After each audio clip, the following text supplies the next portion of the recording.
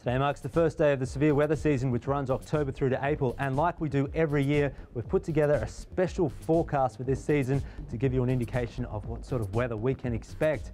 And the driving force behind the forecast this year is a developing El Niño through the Pacific Ocean, but also warmer than average sea surface temperatures off the western and the southern coastline. Now let's start with temperatures. Because of the El Niño and the warm ocean waters, we're expecting above average temperatures over most of the country, and that is indicated by the red shading. Look at it, it covers nearly the entire country apart from the Pilbara coastline. Not one part of Australia should have below average temperatures, and that's very similar to the conditions we saw last year. 2013 was the hottest year on record. As a result, we expect an increased number of heat waves. Now, we define a heat wave as 5 consecutive days where the maximum is more than 5 degrees above average. And we expect 1 or 2 heat waves for Perth, Adelaide and Canberra, and 1 for Melbourne.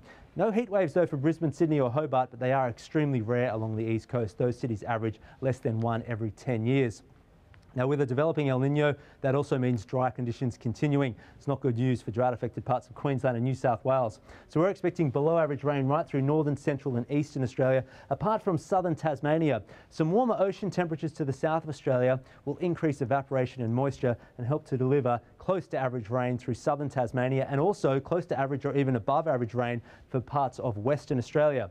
We also have a forecast for the number of days with severe thunderstorms surrounding our capital cities within 150-kilometre radius of the CBD. For Perth, 2 to 6, and that is slightly above average.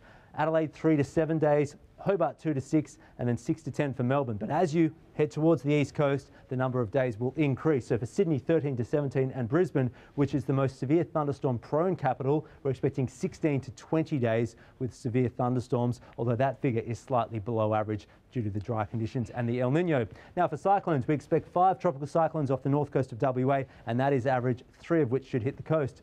2 to 3 cyclones off the north coast of the NT, from the Kimberley to Cape York Peninsula, the average there is 3. And for the Coral Sea, the average is 4. We expect 3 to 4, so average or slightly below average. And again, that is due to the El Niño developing through the Pacific Ocean, although we only expect 1 of those cyclones to actually hit the coast. Now, if you have any questions about the upcoming severe weather season, you can join me for a special Q&A on Facebook at 4 p.m. today. Just head to facebook.com/weather channel and I'll be there ready to answer any of your questions.